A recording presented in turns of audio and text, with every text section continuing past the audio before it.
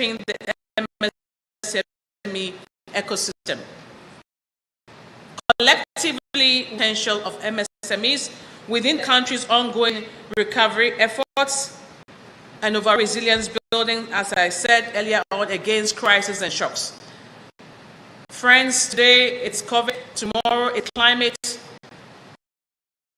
then it's conflict, and we are seeing that all reflect more on the opportunities and how we can ensure that our MSMEs are robust and strong to adapt. Various stakeholders involved in this business and supporting Uganda's development journey. We have a role to play as of MSMEs.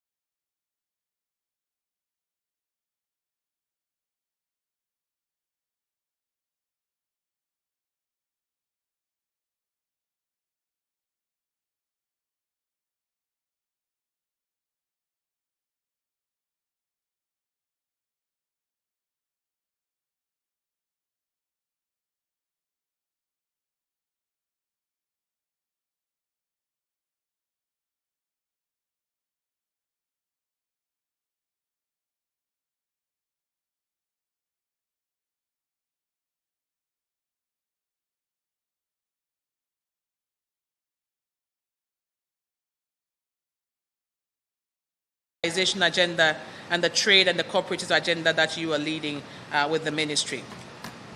The third thing that we need to all rally around is to encourage research and development. Research and development, and help entrepreneurs turn their ideas into products and services. Honorable Bahati, I think a few months ago, we launched a call for proposal for ideas under what we call the Youth Ideathon. We had 4,800 young people who came up with ideas. So the ideas are there, but how do we move forward with those ideas through research and development? So we have partnered, for example, with new 50 youth-owned enterprises, again, to pilot and scale up some of these ideas across board. And today I can also say we are venturing into a new area of work, Honorable Bahati. Last week I met with the Vice Chancellor of Makerere University, and what we are trying to do through an initiative that UNDP is leading in Africa, Africa and Uganda specifically, is called the Timbuktu Initiative. As you know, those who know the town of Timbuktu in Mali, where the first university was in the region. We are partnering with Makerere to establish what we are calling an innovation port, fully equipped with the state-of-the-art equipment to tap into research and knowledge that is already in place and to be able to support the entrepreneurial ideathon and innovation across board. And as I believe we get a lot of university students out of, they graduate every year. I don't know what the numbers are. I understand about 40,000 in a year. So if we have 40,000 people out of universities a year, some of them may never find jobs. And therefore, we need to inculcate before they come out of the university that sort of entrepreneurial spirit as well.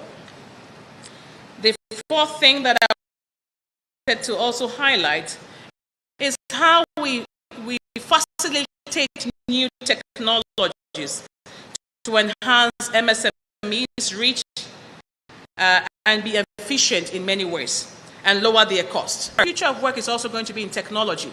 Last 2 weeks, I have been reading very passionately myself, educating myself on new areas of work where e-commerce would be. And one of them is the metaverse. And I was asking myself, what is this metaverse? And I've been reading about metaverse space, whether you're buying virtual products or you're buying physical products. And McKinsey has done a study saying by about $150 trillion will be traded in the metaverse. Where are the Africans in the are the Ugandans in the picture? So here again, if we don't prepare our people,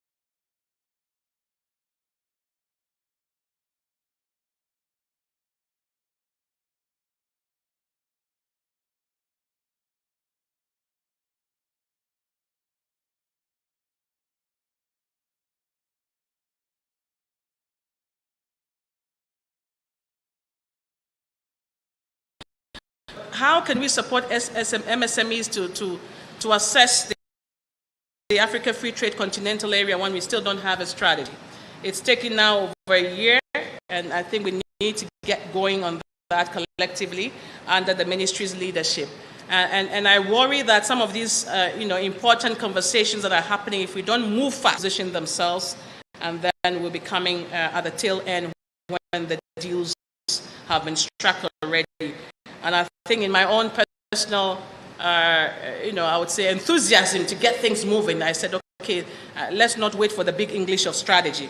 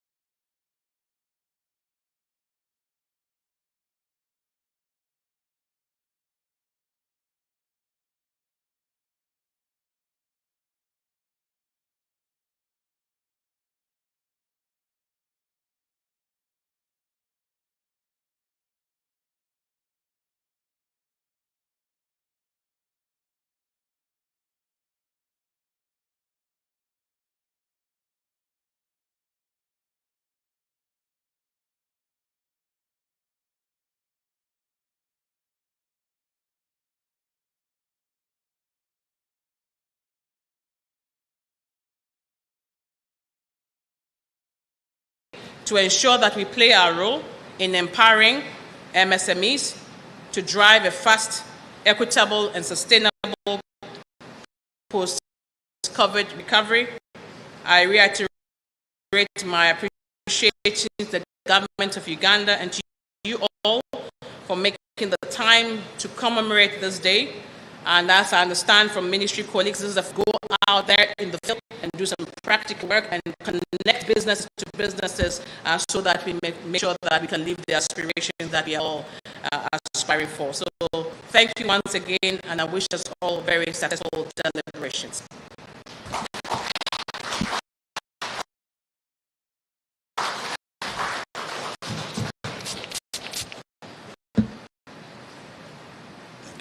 Excellency. This is yours.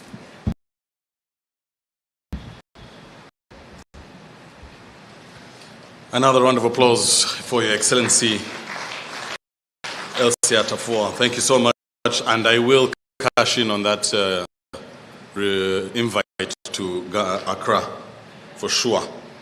So let me quickly mention, and I would like to just say this, both from the remarks from Her Excellency from the permanent, there was a request and a direct focus for all MSMEs to sort of focus on women.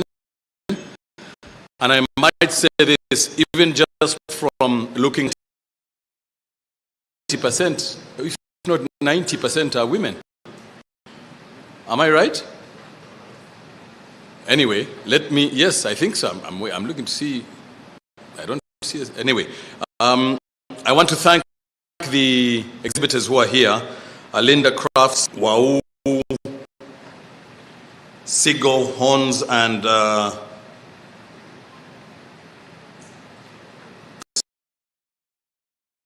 Creative Women's Development, Chinawataka Women, Mormay General, and Oils of Hope, Foragiamento Enterprise, so much for being here and continuing staying afloat despite the pandemic. I'd also like to quickly recognize the chairman of the Indian Association of Uganda, Mr. Rajesh Kumar. I don't know where you are. Oh, there you are. Thank you.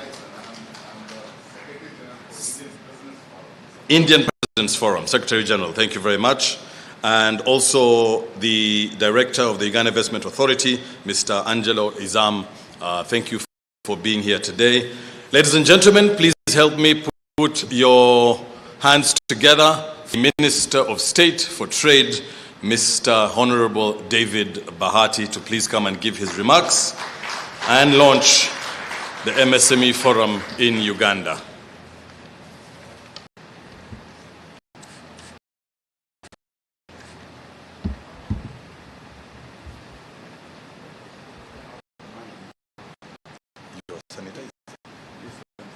Your microphone. Okay.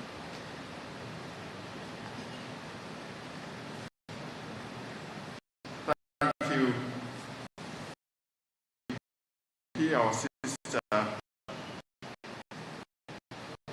we connect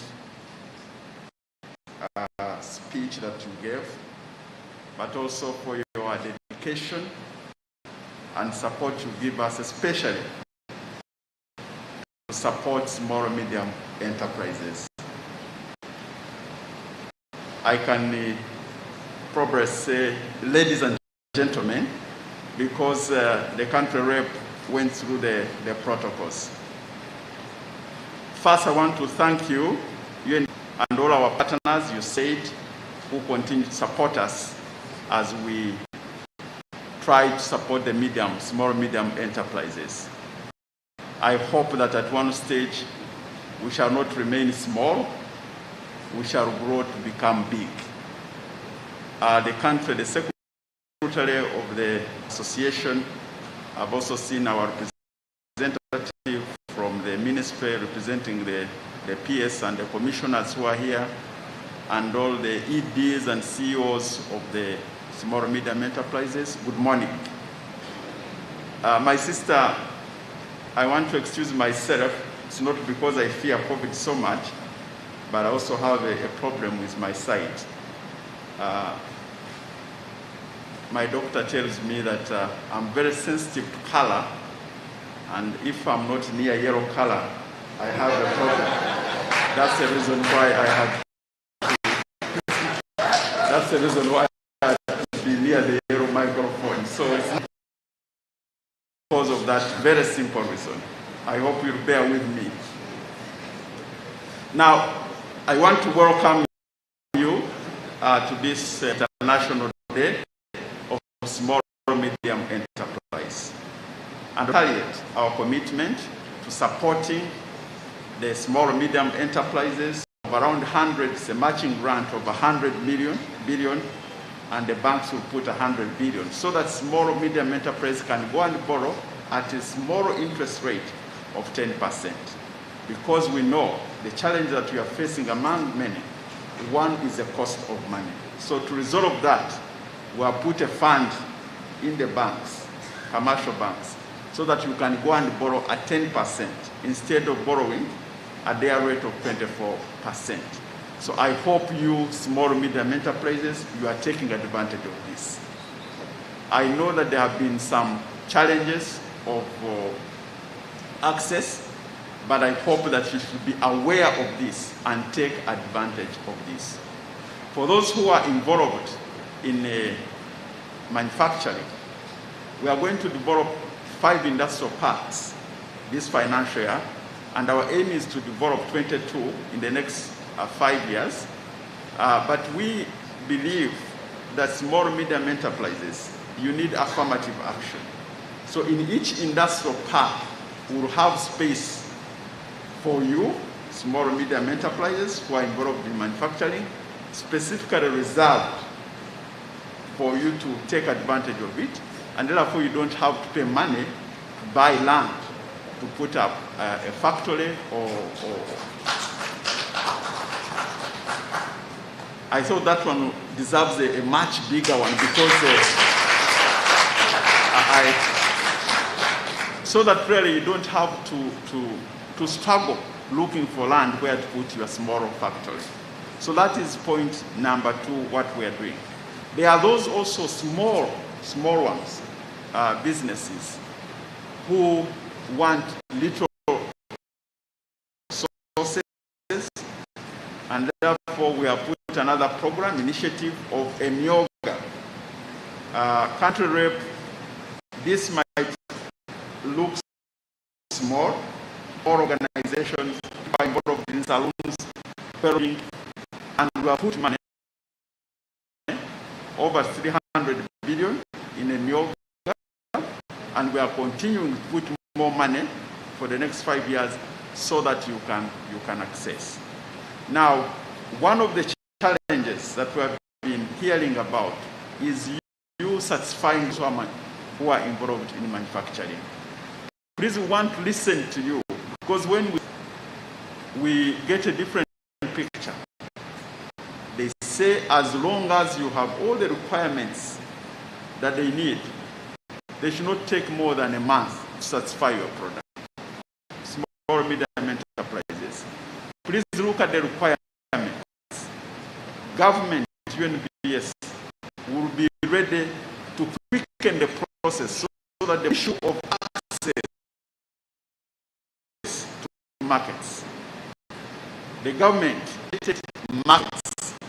The markets are there.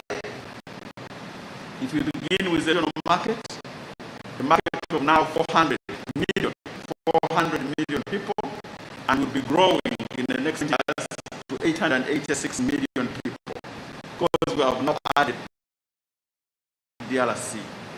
This market is there.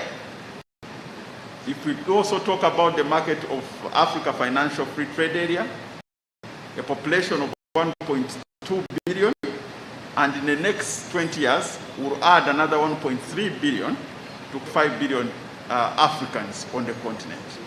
But what is also very, very, very unique, which I want you, small medium enterprise, to understand, is that we have and we are supporting a policy of import strategy in place, import substitution and export promotion, is because it is a proxy for the purchasing power of our people. Look at the continent. We have importation of goods worth 547 billion. Africans import 547 billion US dollars worth 40. We have the raw materials to make them. For example, if you talk about, I can see ladies around the room putting on a number of, including our country rep, beautiful jewelry and all that. But we have gold worth 12.8 trillion US dollars. Imagine, 12.8 trillion US dollars. Meaning that with our annual budget of 12 billion, with the reserve of gold alone, we can finance our budget for the next 1,000 years. If this, we have reserves of steel, of iron ore in the region where I come from that can take us for the next 5 years. And yet we're importing steel worth 300. So we want you to study the imports. We want to see what you can do to produce and therefore get the market that Ugandans are spending money on through the. So this is one way of looking at the market. What are we importing as Ugandans? What are we importing as Africans? Because that creates market for you. And we have even gone ahead to say, if you can produce something that we're importing, government will support you by putting taxes on the things that we're importing if you are manufacturing them here, so that we, in a way, use policy action to protect your business. So if you try and produce something that we're importing, government will do their part to put a tax that will protect you. We have done that with the tariffs that are now being, and we will continue to do that. We have negotiated a market, European Union market, duty-free, anything but guns. Country rep, I don't know whether the issue of guns is still standing, but in Europe you can take there. We have AGOA, which we negotiated 11 years ago. I don't know, I think it's even more than 11 years, because we negotiated it, was a president, isn't it? Now 20 years. They gave us access of 6,400 items to free and quota free, meaning that you can export anything without paying tax, and you can export any amount in terms of quantity. But out of 6,400, we are only exporting 30 items. So don't despise what we are doing. You can actually start small and grow, because most of these companies started small. I always like the model of Indians. One family starts with a shop, the next generation goes into a supermarket, the next one goes into manufacturing. So I want to encourage Ugandans, especially those who are involved in small and medium enterprises, to use this day as we celebrate the International Day for Small and Medium Enterprises, to reflect on what we can do to really expand our businesses and take advantage of the markets that we have. European Union, African Free Trade Area, East African Community, AGOA on the American continent. And sometimes some of our friends ask us, I had a friend from Europe who said, but you people, why do you always take a lot of time to negotiate these documents, and when the markets are ready, you don't take advantage of them? They think that we have a problem there. Why do we? So, but we say, yes, as government, we are negotiating for our people. But government, we are not in business. It's and large companies that will take advantage of the markets that the government has negotiated for you. So we are negotiating these markets. Our business is to create an environment to support you. Our business is to get access to get markets for you, and the markets are there. Just next door, we have a market close to $3 billion US in DRC Congo. Currently, we are exporting, I think, 520 million US, even without roads, without. That's the reason why we want to invest. We want people who can produce, and that we continue to see with small and medium enterprises is management. You want to manage, you don't want to put structures in place. You have sometimes URA says you have different books of accounts. You have accounts for the bank, you have accounts for yourself, you have accounts for. Please build the capacity of your small business. Businesses grow from small to big, and I want to believe that today you are small, but tomorrow you should be able to be big. Government is doing all we can to ensure that we support you. So those are the reflections that we are here as government to create a good environment for you to do your business. For the last 2 years during COVID, and now with the war, we hope that you have learned some lessons. The capacity to adopt change, the capacity to diversify. Don't be stuck in one line of business, because COVID has taught us that that doesn't work. Our sister was talking about wheat. Yes, it's unfortunate that currently we're importing wheat close to 600 billion Uganda shillings, and yet we can grow. We are exploring areas like Kapchogwa, whether this can be done to help the issue of wheat. But as His Excellency has said, and when he said it, I think many people welcome the idea that also we have alternatives. Because the wheat we're importing is to do mainly bread. But we can get bread in some of these other products, including cassava. So you have all these opportunities. So we encourage also innovation so that you can see what can you do to take advantage of the situation we are in so that you can grow your business.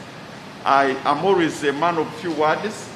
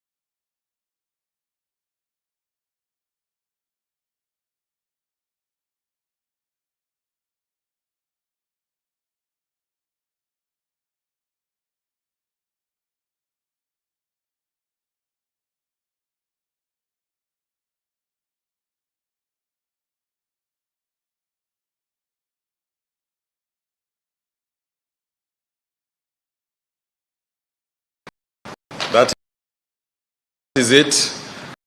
And I would now like to hand over marker for you all to please sign.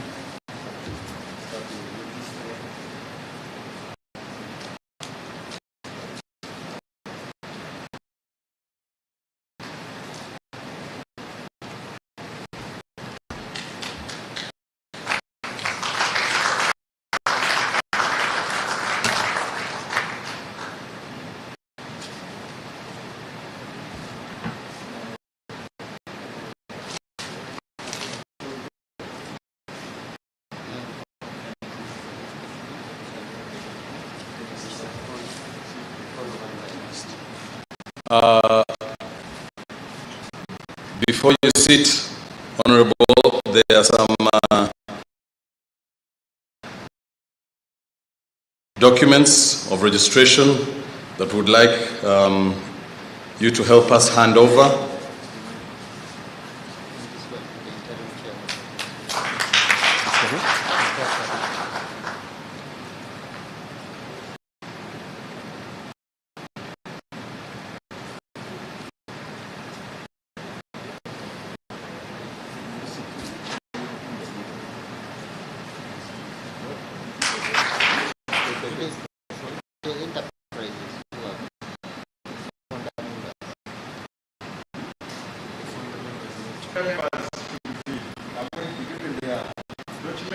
Yeah.